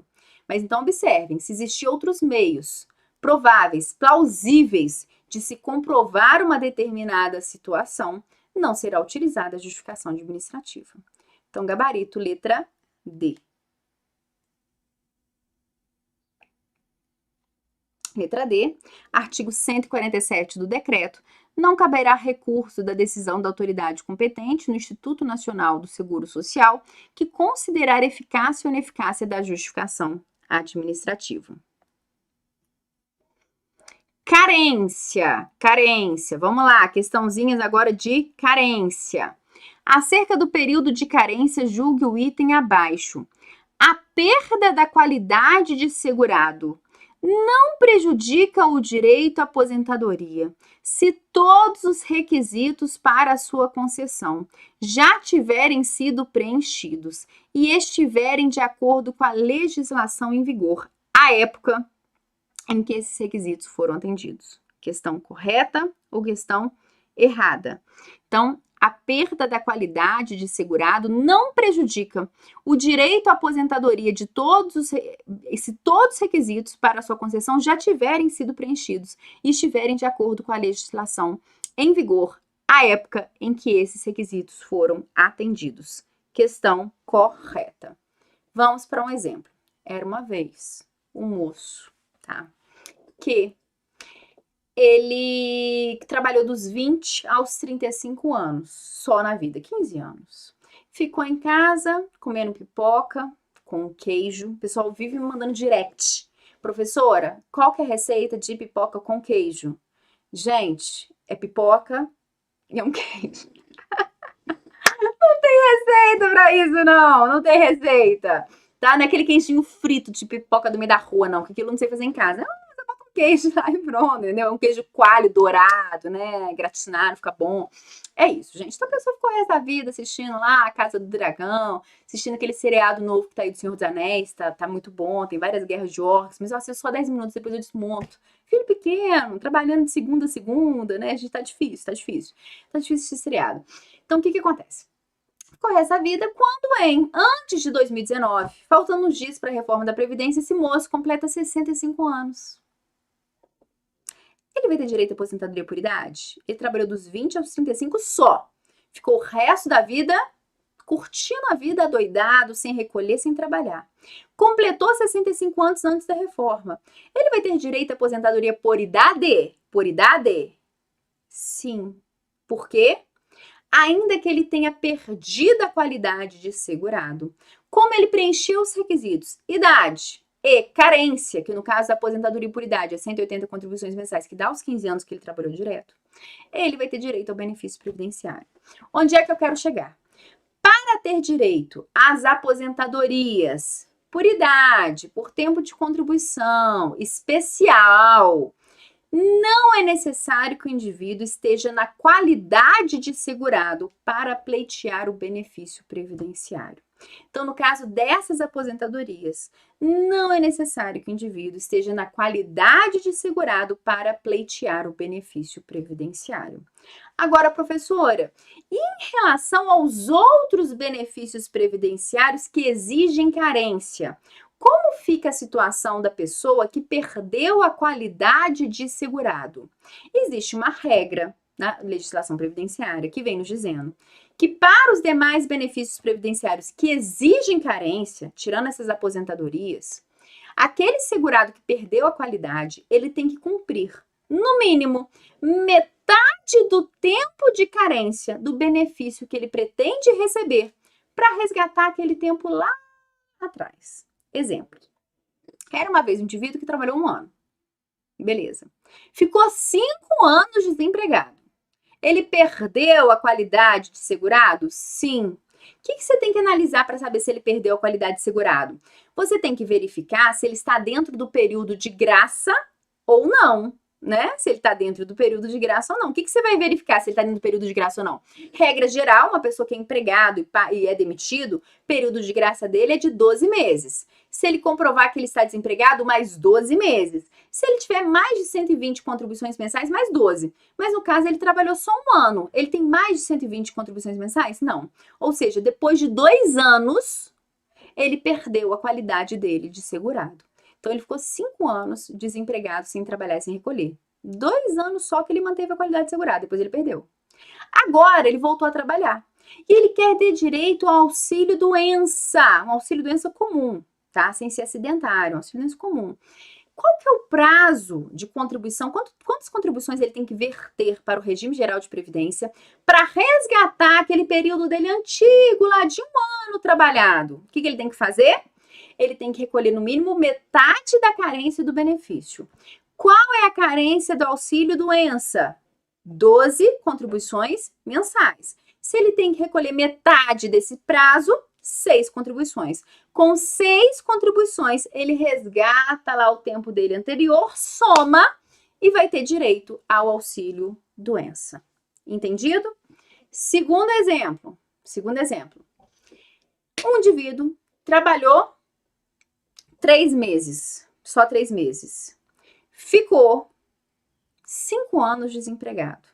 Qual foi o período de graça dele? Regra geral, 12 meses. Se ele era empregado de carteira assinada, 12 meses. Se ele comprovar que ele está desempregado mais 12 meses, ou seja, depois de 2 anos ele perdeu a qualidade de segurado, então ele perdeu a qualidade, né? 5 anos desempregado, perdeu a qualidade. Beleza. Agora ele voltou a trabalhar e quer ter direito ao auxílio-doença. Qual que é a regra? Ele tem que cumprir, no mínimo, metade da carência para resgatar o período anterior. Então, se ele verter 6 contribuições, que é metade da carência do auxílio-doença, ele resgata o período lá atrás. Só que lá atrás ele só tem 3 meses trabalhados.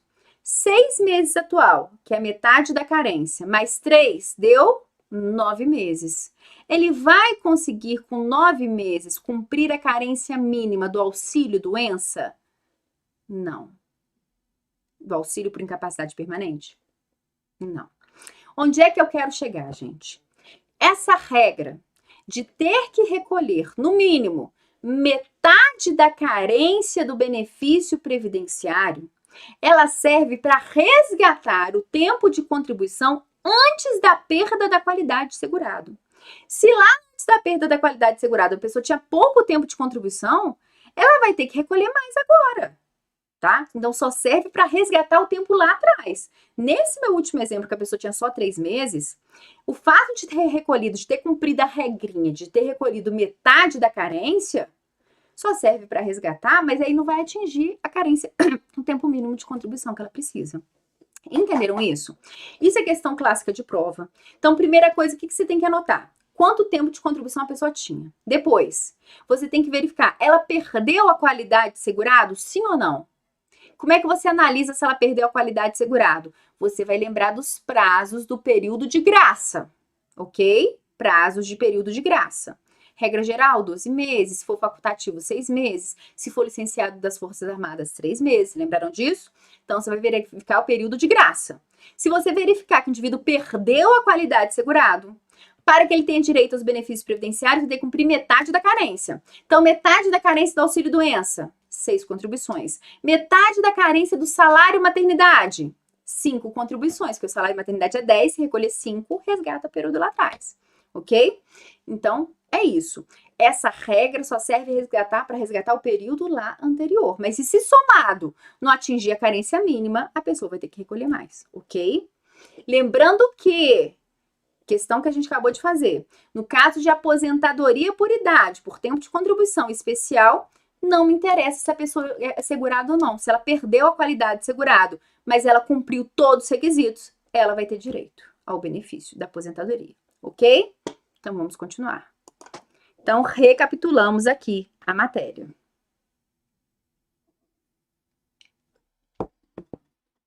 A Isabela está perguntando, posso contribuir como segurada facultativa recebendo o seguro-desemprego? Peraí, gente. Só para responder, Isabela, posso recolher como segurada facultativa recebendo seguro-desemprego? Pode. Mas eu não aconselho na prática. Por quê? Segurado, você pode recolher como segurado facultativo recebendo seguro-desemprego, porque você não vai estar trabalhando. Você não pode recolher como contribuinte individual, porque cancela seu seguro. Mas na prática tem que ter muito cuidado com essa troca de dados aí do INSS e Ministério do Trabalho, tá? Eu aconselho esperar. A não ser que você esteja prestes a aposentar, não queira parar de recolher e tal. Então, já vimos essa questãozinha, vamos embora. Ah lá, tá no artigo 102. A perda da qualidade segurada importa em caducidade dos direitos inerentes a essa qualidade. A perda da qualidade segurada não prejudica o direito à aposentadoria, para cuja concessão tenha sido preenchidos todos os requisitos, segundo a legislação em vigor, à época em que estes requisitos foram atendidos. Parágrafo 2º, não será concedida pensão por morte dos dependentes segurado que falecer após a perda desta qualidade, salvo se preenchidos os requisitos para a obtenção da aposentadoria na forma do parágrafo anterior. 10. Joana, filiada ao regime geral de previdência social e contribuinte há 10 meses, sofreu um acidente de carro que lhe causou incapacidade para o trabalho por período de 15 dias. Então vamos lá, gente. 10 meses. Ela sofreu um acidente de carro. Se ela sofreu um acidente de carro, precisa de cumprir carência? Não precisa de cumprir carência, ok? Mas aqui, um detalhe importante, gente. Um detalhe importante, que lhe causou incapacidade para o trabalho pelo período de 15 dias. Ela ficou incapacitada apenas por 15 dias. Letra A, ela vai receber auxílio acidente? Pessoal, a gente não pode falar que ela vai receber auxílio acidente, porque a questão não falou que ela sofreu acidente de qualquer natureza. Essa parte falou, acidente de qualquer natureza. Segundo, mas a questão não falou. Ela sofreu uma sequela permanente já consolidada? Não. Falou isso na questão? Não. Ela sofreu uma redução da capacidade laboral? Não. Tanto que tem um moço aqui que trabalhava com empilhadeira e falou que fica muito triste com o exemplo, mas é um exemplo que o pessoal cola na cabeça da galera, né? Então, a questão não falou de nenhum desses requisitos, não vai ter direito a receber o auxílio acidente. B, receberá auxílio-doença independentemente do preenchimento de carência. Errado por quê? Muito embora um acidente de carro não gere a obrigatoriedade de cumprir carência, ela ficou incapaz tão somente por 15 dias. Para ter direito ao auxílio-doença, hoje chamado benefício por incapacidade temporária, é necessário que a incapacidade seja superior a 15 dias. Aí o pessoal tá falando aí no chat, os 15 primeiros dias são pagos pela empresa. Gente, a questão sequer falou se ela é empregada ou se ela é contribuinte individual. Se ela for empregada, os 15 dias são pagos pela empresa. Se ela é contribuinte individual, os primeiros 15 dias não é pago por ninguém. Ela teria que ter obrigatoriamente mais de 15 dias de incapacidade para ter direito. C, não receberá auxílio-doença porque não cumpriu o período de carência correspondente a 12 contribuições. Errado, porque acidente não exige carência. D, receberá aposentadoria por invalidez caso a incapacidade seja constatada por exame médico a cargo da Previdência Social. Então, receberá aposentadoria por invalidez? Não falou que ela ficou inválida. Não receberá benefício nenhum da Previdência Social. Letra E é o nosso gabarito, ok? A respeito do regime geral de previdência social e do custeio da Seguridade Social, julgue o item que se segue. Considerando a jurisprudência dos tribunais superiores, o segurado especial terá direito à aposentadoria por idade, com requisito diferenciado, desde que comprove o exercício da atividade rural por tempo igual ao número de meses exigidos para a carência do benefício. Vamos entender isso aqui. A questão está dizendo que o segurado especial vai ter direito à aposentadoria por idade, desde que comprove o exercício da atividade rural da carência mínima exigida, tá? Primeira observação, segurado especial tem direito à aposentadoria por idade? Eu sempre falo com vocês que hoje, após a reforma da Previdência, nós não falamos mais em aposentadoria por idade e nós não falamos mais em aposentadoria por tempo de contribuição. O que nós temos hoje é a aposentadoria voluntária, que exige do segurado idade e tempo de contribuição. Lembraram disso? Só que, em relação aos trabalhadores rurais, entre eles segurado especial, permanece existindo aposentadoria por idade, tá? Então, segurado especial, por ser um trabalhador rural, vai ter direito, sim, à aposentadoria por idade, que permanece existindo para os trabalhadores rurais. E como é que funciona isso? O trabalhador rural vai ter redução de 5 anos na idade para se aposentar. Então, o homem se aposentaria com 60, a mulher com 55 anos de idade, tendo que cumprir a carência mínima de 180 contribuições mensais, tá? Então, na aposentadoria por idade, tem que se cumprir carência de 180 contribuições mensais. Você fala, mas professora, o segurado especial, você não falou que o segurado especial não precisa recolher? Calma, gente, a gente tem que aqui, prova CESP certo e errado, a gente tem que colocar as palavras com muita correção. Olha só, eu posso falar que o segurado especial não precisa recolher? Se vier na sua prova falando, segurado especial não precisa recolher contribuições previdenciárias, certo ou errado? Errado. Errado. Segurado especial não precisa efetuar recolhimentos mensais a título de contribuição previdenciária. O segurado especial vai recolher quando houver comercialização, ok? Mas eu posso falar que ele não tem obrigatoriedade de recolher? Errado, ele tem obrigatoriedade de recolher quando houver comercialização, beleza? Só que tem alguns segurados especiais que nunca vão comercializar na vida. A taioba que ele planta só serve para o almoço e para janta. O tomate só serve para almoço para janta. A berinjela para almoço para janta. Não sobra nada, gente. O que ele planta ali no quintal da casa dele só serve para o consumo familiar e pronto, final. Então pode ser que esse segurado especial nunca recolha nenhum centavo na vida. Tudo bem, porque ele nunca comercializou. Nesse caso, esse segurado ele tem que comprovar carência para poder se aposentar? Sim. Esse segurado ele vai ter que comprovar carência para ter direito a qualquer benefício previdenciário, a salário maternidade, a auxílio doença, auxílio por incapacidade temporária, qualquer benefício que ele queira ter direito, ele vai ter que comprovar carência. Mas como que ele vai provar carência se ele não recolhe? Através do exercício da atividade rural, ok? Através do exercício de atividade rural. Por isso a questão está correta. Então, aproveitei essa questão como uma questão fácil, gente, uma questão tranquila, para fazer essas observações com vocês. Outro detalhe, já vi questão da CESP falando o seguinte, o segurado especial que opta por recolher facultativamente como contribuinte individual deverá comprovar a carência através do exercício da atividade rural. Certo ou errado? Nós não sabemos que o segurado especial pode facultativamente recolher como contribuinte individual? Ele não pode fazer isso se ele quiser aumentar a renda dele, aumentar a aposentadoria e os benefícios? Pode.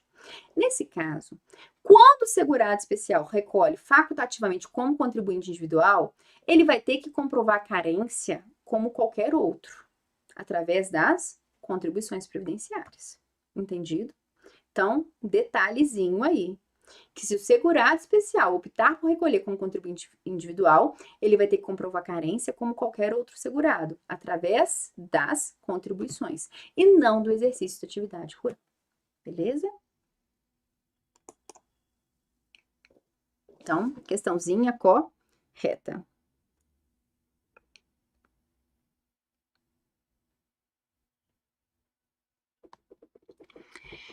O item a seguir apresenta uma situação hipotética seguida de uma assertiva a ser julgada a respeito do benefício previdenciário e contribuição para o RGPS, regime próprio de previdência social.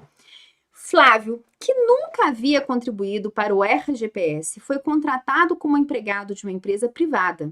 No 5º dia de trabalho, ao conduzir sua bicicleta rumo ao emprego, Flávio foi atropelado por um veículo, o que deixou absolutamente incapacitado. Coitadinho desse moço. Nessa situação, Flávio não terá direito à aposentadoria por invalidez concedida pelo RGPS por não ter cumprido o tempo mínimo de carência. Então, vamos lá, questãozinha tranquilíssima, né, gente? Então, Flávio, que nunca havia contribuído para o RGPS, foi contratado como empregado de uma empresa. No 5º dia, trabalhou só 5 dias e sofreu um acidente. Pronto, vai ter direito à aposentadoria por invalidez, aposentadoria por incapacidade permanente, ainda que ele tenha trabalhado só 5 dias? Sim, porque decorreu de acidente, que inclusive nesse caso é acidente do trabalho, porque no percurso da casa para o trabalho, do trabalho para casa é acidente do trabalho, então ele vai sim ter direito, porque nesse caso não exige carência.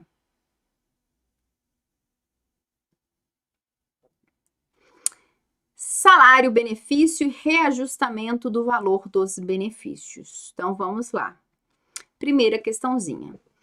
Na relação jurídico-tributária, há a figura do sujeito passivo, disciplinada pelo artigo 121 do Código Tributário Nacional. Como espécie de sujeição passiva, temos os contribuintes, que são aqueles que mantêm uma relação pessoal e direta com a ocorrência do fato gerador, e também os responsáveis tributários, que, sem se revestir a condição de contribuintes, têm, na lei, obrigação imposta.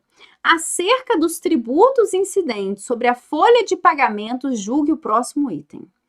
considera-se salário de benefício para fins da lei de custeio da Previdência Social para o empregado e trabalhador avulso, a remuneração oferida em uma ou mais empresas, assim entendida a totalidade dos rendimentos pagos, devidos ou creditados a qualquer título durante o mês, destinados a retribuir o trabalho. Gente, o pessoal está errando essa questão. E essa é uma pegadinha clássica de prova. Esse conceito aí que veio na questão de vocês não é o conceito de salário de benefício, é o conceito de salário de contribuição. Pronto, o povo escorrega nessa casca de banana. E isso aqui, gente, é questão que você não pode errar, tá? Por quê? O que é o conceito de salário de contribuição? É a base de cálculo das contribuições previdenciárias. É tudo aquilo que é pago devido ou creditado ao empregado ou trabalhador avulso. Lembraram disso? Inclusive gorjetas, ganhos habituais. Isso tudo vai integrar o salário de contribuição. É a base de cálculo que irá incidir as contribuições previdenciárias. Agora, qual é o conceito do salário de benefício? Que é o que falou a questão e não está correta. Salário de benefício, atualmente, após a reforma, é a média aritmética de 100% das contribuições previdenciárias a partir de julho de 1994. O salário de benefício é a base de cálculo para vários benefícios previdenciários. O salário de contribuição é a base de cálculo para a incidência das contribuições previdenciárias. Lembraram disso, gente? Não escorreguem nessa casca de banana. Então, qual o conceito hoje do salário de benefício, que é a base de cálculo de vários benefícios previdenciários? Média aritmética de 100% das contribuições previdenciárias a partir de julho de 94. É o que eu sempre falo, a reforma deu uma carcada aí no povo. Por quê? Deu uma lascada no povo. Porque antes da reforma, no conceito de salário de benefício, era possível eliminar as 20% menores contribuições. Então, ao longo da vida, aquelas contribuições que não foram boas, que foram valores inferiores, antigamente deve ser jogar fora as 20% menores. O que iria gerar uma repercussão no seu benefício previdenciário. Hoje, não. Todas as suas contribuições entram no cálculo do benefício previdenciário. Tá? Soluço, não sei porquê, gente, no soluço. Tá? Entendido isso? Então, não escorreguem nessa casca de banana. Esse não é o conceito de salário de benefício. Esse é o conceito de salário de contribuição. Então, vamos lá. Gabarito errado. José, aposentado por tempo de serviço, recebe prestação previdenciária equivalente a um salário mínimo. Em março de 2006, o governo federal reajustou o salário mínimo em 13%. No dia 1º de maio de 2006, houve reajustamento geral dos benefícios previdenciários em 7%. Nessa situação, sobre o salário de benefício de José, incidirão os 2 reajustes referidos acima. Então, olha só, questão certa ou questão errada? Questão difícil, tá? Questão difícil. A questão está falando que teve um reajuste no salário mínimo, tá? Provavelmente, em janeiro de 2023, teremos um reajuste no salário mínimo. Também teremos um reajuste nos benefícios previdenciários. Todo ano, em janeiro, a gente tem um reajuste nos benefícios previdenciários. Tem reajuste no que diz respeito à baixa renda, nos valores considerados de baixa renda. Às vezes tem reajuste no valor pago a título de salário e família. Então, temos reajuste em relação ao benefício previdenciário também. A questão é a seguinte, gente, uma coisa que vocês têm que colocar na mente de vocês. Não pode haver vinculação de reajuste realizado no salário mínimo ao benefício previdenciário. O reajuste no salário mínimo é uma coisa, reajuste em benefício previdenciário é outra. Não pode existir vinculação do benefício previdenciário ao salário mínimo. Por isso a questão ela está errada. Questão boa para cair em prova, tá? Questão Errada. De acordo com a Lei 8.213, o benefício será reajustado da seguinte forma: o valor dos benefícios em manutenção será reajustado anualmente na mesma data do reajuste do salário mínimo pro rata, de acordo com suas respectivas datas de início ou do último reajustamento, com base no Índice Nacional de Preços ao Consumidor, INPC, apurado pela Fundação Instituto Brasileiro de Geografia e Estatística, IBGE. Cuidado! Em nenhuma hipótese haverá vinculação do salário mínimo para o reajuste dos benefícios. Há vedação constitucional para a vinculação do salário mínimo. É o artigo 7º, inciso 4. Salário mínimo fixado em lei nacionalmente unificado, capaz de atender às suas necessidades vitais básicas de sua família, como moradia, alimentação, educação, saúde, lazer, higiene, transporte e previdência, com reajustes periódicos que lhe preservem o poder aquisitivo, sendo vedada sua vinculação para qualquer fim. Então, não pode existir essa vinculação, ok? Questão muito boa.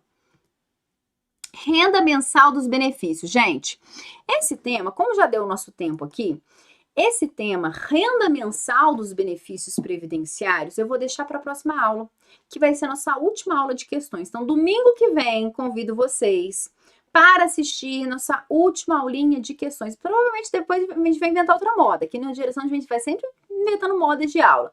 Mas a princípio vai ser a nossa última aula de questões. Então, convido vocês domingo que vem para a aula de questões. Já convido vocês, segunda-feira teremos aula aqui no Direção Concursos. Que aula que nós teremos aqui? Vamos trabalhar a legislação que fala da contagem recíproca de financiamento, né, na contagem recíproca, quando o indivíduo quer levar o tempo de serviço de um regime para outro regime. Como é que funciona essa compensação entre os regimes previdenciários? Vamos trabalhar essa lei e o decreto que a regulamenta, tá? A lei é tranquila, o decreto é chato pra caramba, a gente vai ter que ler, não tem jeito, tá? Ah, professora, não gosta que fica lendo, se for ler em casa, então não assista a aula. Ok? Não assiste. Se você não gosta que eu leio, não assiste. Quem gosta que eu leio, assista a aula que eu vou dar dicas de sucesso. Vou falar, gente, isso aqui cai, isso é asterisco do poder. Ok? Tá bom? Segunda-feira é aula disso. Quarta-feira será a aula da tão esperada Instrução Normativa 128. Ok? Que vocês querem muito saber. Professora, quarta-feira teremos essa aula. Sábado que vem, mentoria, estude comigo. Loiane, coloca aí o link para quem quiser, tá? Em que nós lemos os dispositivos legais das legislações, fala o que cai, o que não cai, o que está de acordo com a reforma, o que não está. Porque vocês têm que ter muito cuidado na hora de ler a Lei 8.212 e 8.213. Temos dispositivos ali que não estão de acordo com a reforma da Previdência, então tem que ter esse cuidado. Quem quiser fazer parte da mentoria, procure o Direção ou me mande um direct que eu mando o link para vocês. E é isso, galera. Vamos correr 11h30. Eu sou mineira, eu almoço com as galinhas, eu gosto de almoçar cedo, ok? Eu gosto de almoçar cedo. Então vamos comer lasanha, que hoje é dia disso, hoje é dia de carboidrato, é dia de encher a cara de carboidrato para ser feliz. E um bom final de semana para vocês. Espero ter contribuído no aprendizado de vocês. Trago sempre questõezinhas aqui exóticas. Então, assistam todos os vídeos de questões que estão aí no YouTube do Direção. Não deixem de assistir. Eu sempre trago uma questão bomba para vocês, para comentar da CESP, interessante. Assistam os outros vídeos. E é isso, gente. Um bom domingo para vocês e até a próxima.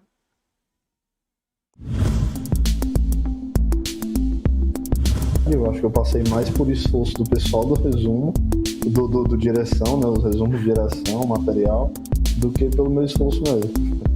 Eu consegui estudar, quando muito, 3 horas por dia, e aí comecei depois do edital aberto também, perdi esse tempo, mas tive muito apoio mesmo no material, no PDF, e nas aulas, né, de Direção.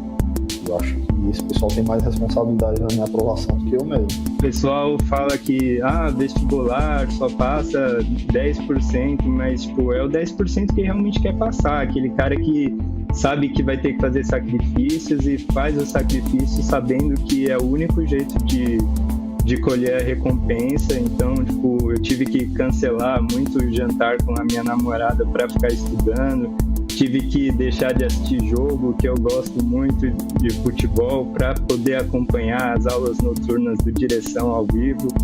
Então, tipo, o primeiro passo é você botar na cabeça que você realmente quer e que você vai fazer tudo o que precisa ser feito. O resto, o que precisa ser feito, a direção vai te dar, você só precisa ter a força de vontade mesmo. A objetividade é fundamental. Eu já tive PDF de outros cursinhos e é muita enrolação, às vezes um aprofundamento desnecessário para o cargo específico, muita repetição de material. Eu acho que o fato de direção ser direto ao ponto, ter um material mais enxuto, mais objetivo, é o grande diferencial. E as videoaulas também, né? Pessoal, toda aula que tiver do José Maria, aproveita. Excelente professor de português. Na verdade, qualquer professor daqui da direção. Qualquer professor que você sentar e assistir a aula, você não vai ter problema. Igor Sintra, professor de contabilidade, o Érico, direito administrativo, Natália Masson, constitucional. Pode assistir a aula de qualquer professor que você vai estar em ótimas mãos. E eu sempre tive, assim, grande dificuldade de compreensão de certas matérias, né? E aí, quando eu conversei com o pessoal que estava me orientando, eles disseram assim, não, você não precisa de um material muito extenso. Tem que ser algo bem enxuto, porque tu não tem muito tempo. E tem que ser algo específico pra gente não ficar perdendo tempo com coisas que não são necessárias pro teu concurso, por enquanto. Quando eu comecei a ler o material do Direção, eu percebi que era aquilo que eu precisava, sabe? Pro concurso de técnico. E eu fui adquirindo segurança nisso. No final ali, como eu não tinha conseguido ler, não conseguido finalizar muito as leis, eles começaram a passar pontos específicos dos PDFs do Direção para mim ler, que era matéria essencial que eu não podia ficar sem. E isso fez a grande diferença, assim, porque a gente conseguiu cercar a banca e em algumas matérias que eles se aprofundaram mais nas questões, eu consegui acertar também. E aí eu vi que a minha falha era raciocínio lógico e eu tinha que, além de fazer questões, assistir as aulas. Então eu comecei a assistir as aulas do Arthur Lira e eu vi que era bem dinâmico. Ele conseguiu, assim, fazer com que eu acertasse as questões, que eu conseguisse desenvolver raciocínio, entender. Foi essencial. Eu não lembro quantas questões tinham na prova de raciocínio lógico, mas eu sei que eu errei só uma, assim. E faz a diferença. A gente sabe que uma questão hoje num concurso, ela faz uma grande diferença, né? E foi